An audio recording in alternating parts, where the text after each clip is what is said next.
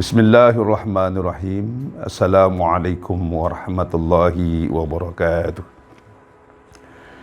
Hamdalillah nahmaduhu wa nasta'inuhu wa nastaghfiruh wa na'udzu billahi min sururi anfusina wa min sayyiati a'malina may yahdihillahu fala mudilla lahu wa may yudlilhu fala hadiya lahu. Asyhadu an la ilaha illallah wahdahu la syarika lahu wa asyhadu anna Muhammadan abduhu wa rasuluh. Amma ba'du. Faqala Allah Ta'ala fi kitabihil karim. A'udzu billahi minasy syaithanir rajim. Bismillahirrahmanirrahim. Ya ayyuhalladzina amanu ijtanibu katsiran minadh-dhann inna ba'da dhanni itsmu wa la tajassasu wa la yaghtab ba'dukum ba'dha.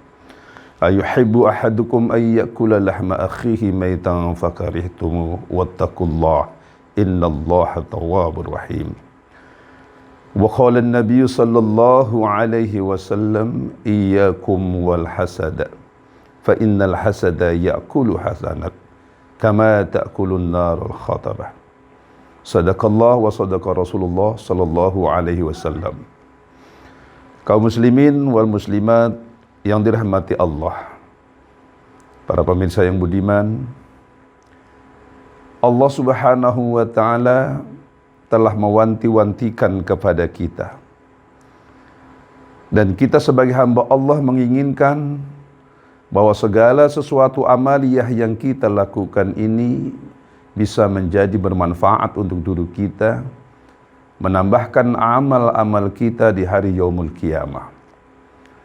Namun terkadang kita lupa bahwa amal ibadah yang kita lakukan ini, sekiranya kita merasa sudah diterima oleh Allah, namun kita terkadang pula menodainya dengan sebuah kalimat-kalimat yang meluncur dari lisan kita, disadari atau tidak disadari, yang akhirnya kata-kata yang keluar dari lisan kita ini itu bisa merusak amaliyah kita.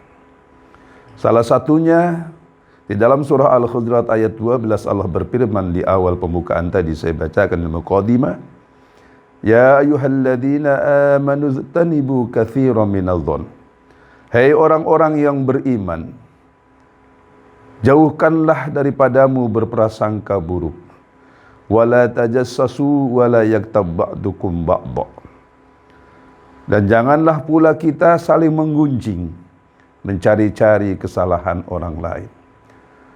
Kenapa demikian? Allah menegaskan begitu dengan luar biasanya. Al-Quran memberikan peringatan kepada kita. Karena ternyata amaliyah-amaliyah yang kita lakukan ini akan habis, akan hancur dan tidak bermakna apabila kemudian kita melakukan hal-hal tersebut. Seperti salah satunya adalah hasud. Hasud ini adalah merupakan penyakit hati yang sangat luar biasa. Saudara-saudaranya hasud diantaranya adalah sombong, iri hati, dengki. Dan di situ terdapat pula ghibah dan namimah. Oleh karena itu kita berusaha agar menjauhkan diri kita dari perkara-perkara yang bisa menghancurkan amaliyah kita. Amaliyah-amaliyah yang kita merasa sudah diterima oleh Allah, kemudian kita hancurkan hanya dengan kalimat-kalimat berprasangka buruk terhadap saudara kaum muslimin kita.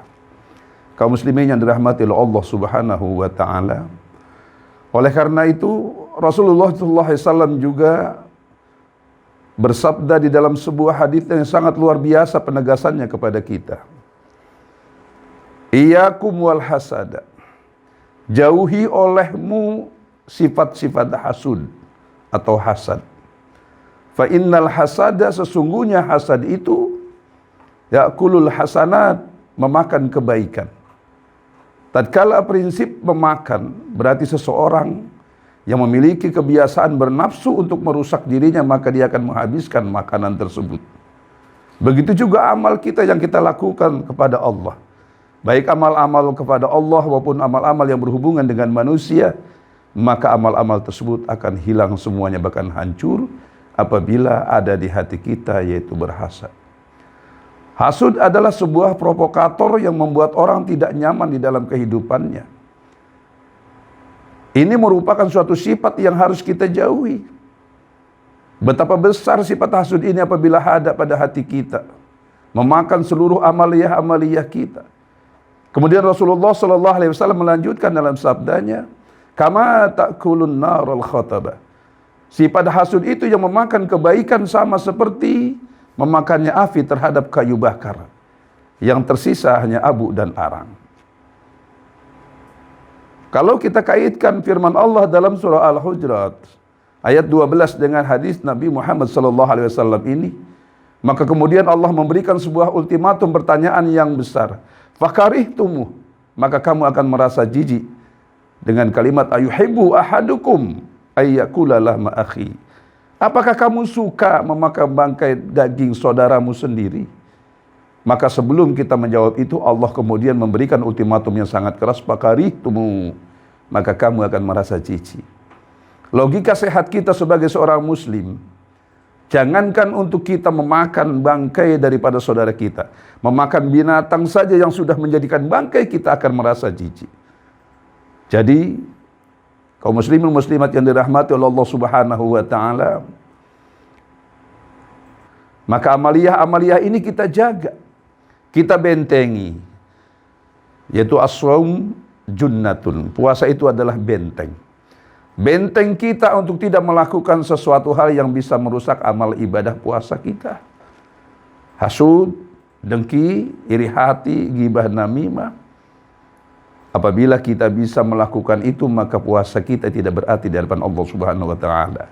Begitu pula amaliyah-amaliyah yang lain.